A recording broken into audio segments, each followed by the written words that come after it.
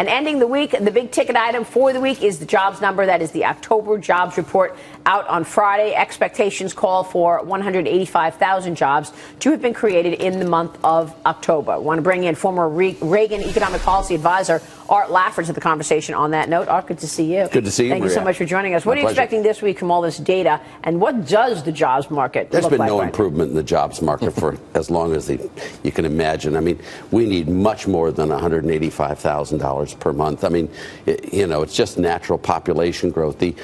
The employment to population, adult population, collapsed during the Great Recession and just has been flat for the whole time after that, about 8 years now. So there's been no improvement really in the labor market except for population growth. I know that a number of the presidential hopefuls have been reaching out to you to talk about their tax plans and their plans for growth.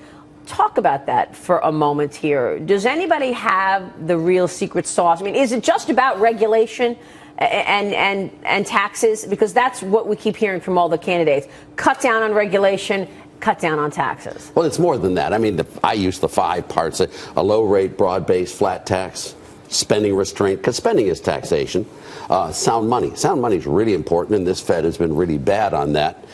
Then free trade. I mean, we do things better than foreigners. They do things better than we do. Free trade is really important. And lastly, minimal regulations. And then the government should just get the heck out of the way and let the free market solve it. All of these candidates, every single one is going for lower taxes, a broader base. Some more than others. I mean, for example, Cruz's recent proposal, which was in the Wall Street Journal, the op-ed last really week. Excellent. But so's Rand Paul's. I mean, and if you look at Ben Carson's, I mean, he's pretty amazing. And Donald Trump is moving in, evolving as well. I mean, they're all really moving. I mean, they're all singing from the same hymnal, which I love. Is it really broadening the base, though? In Donald Trump's plan, half of Americans won't pay any income tax at all, which is basically happens now, but he solidifies it in his plan. He's like, hey. Yeah, but he's got a payroll tax still in there. Yeah. Which does make it, I mean, I consider the payroll tax the same as an income tax. They're just different forms. Why? Payroll taxes to fund Social Security and Medicare, which is a benefit that you theoretically earn, but not fund the military. But when you look at all taxes, you should never lock a tax to a spending item. Yeah.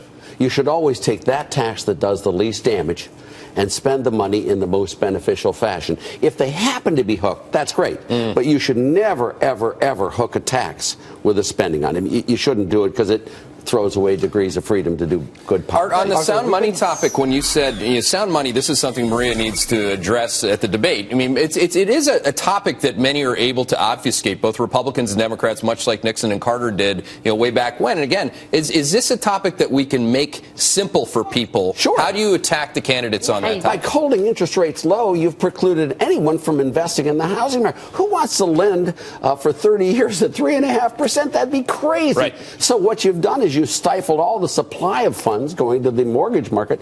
And, we've had a lousy housing market for 9 years now, since 66. I mean, it's just been lousy. It's way below the long-term average. And the reason why that is true is they have discouraged anyone from providing capital to the housing market. And, once you provide, there's nothing like a market rate of interest where the demand and supply equal to create the supplies, to create the economic growth. We have this huge buildup of the desire to buy new homes and home ownership. And we're just stifling it with bad monetary policy. Rates should be allowed to rise to where they are naturally. And then you get. But what is the president going to do about that? President? Yeah. Well, change the Fed. I mean, why should the Fed be unaccountable to anyone? I mean, if you really look at it, here are a group of people, my friends, I know most of them pretty well. I mean, and they're just ruling you without any recourse whatsoever. Yeah, I mean, after 14 years. Who do you want them to answer to? Congress? That's scary. How about to the people? Hell, do you want them? They've never held a job. No, They say they are accountable. Yeah, to Maxine Waters. Like people don't even understand what they're doing. They aren't accountable to anyone, and they've never held a real job. And they sit there in academics saying, if this is true, then that would happen. But it's not happening. They're wrong on it. You should I like to quote Charlton Heston, they should keep their stinking monkey paws off my economy. I'm just joking. I like that. Can I ask you about the next recession? We've been talking about this all morning.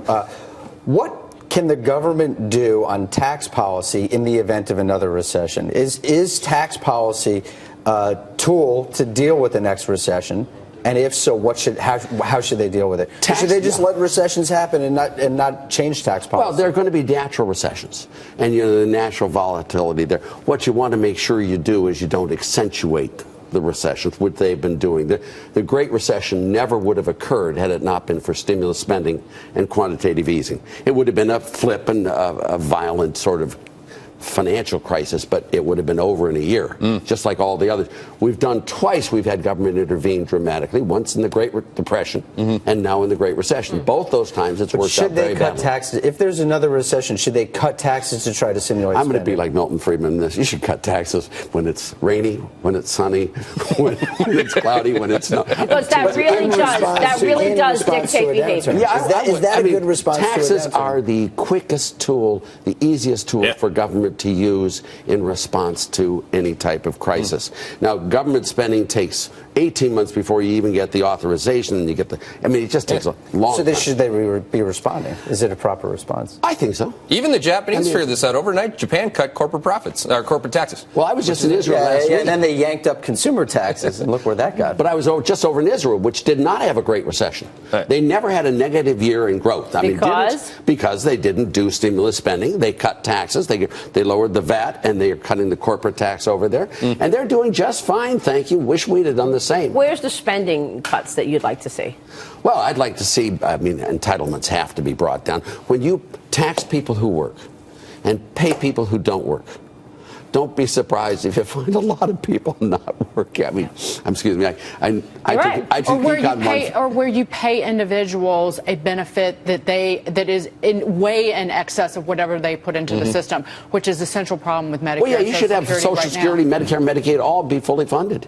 It should be. Bush was right on this. I don't usually like to give W credit, but privatizing Social Security and Medicare makes a lot of sense. But all these ideas, you're not running for office. That's why you can talk about them. Well, I don't think so. I think we're going to win the election maybe with 49 states. All of these Republican candidates are doing really well on the issues. And you think they can take out Hillary Clinton? Oh, Hillary Clinton's a wonderful person. And I mean that. She's very smart, very experienced. She's really very impressive on her debates and her handling. But her day is gone. The issues she's running on are you can't win with those issues today. No one wants more government. No one wants a bigger, heavy hand of government on them. And it reminds me of Mondale. Mondale was a lovely, wonderful man, but we only won 49 states, not because of Mondale being a bad guy, because it wasn't his day. It's not Hillary's. Really great insights, as always. We love having you. Thank you. So much. My pleasure.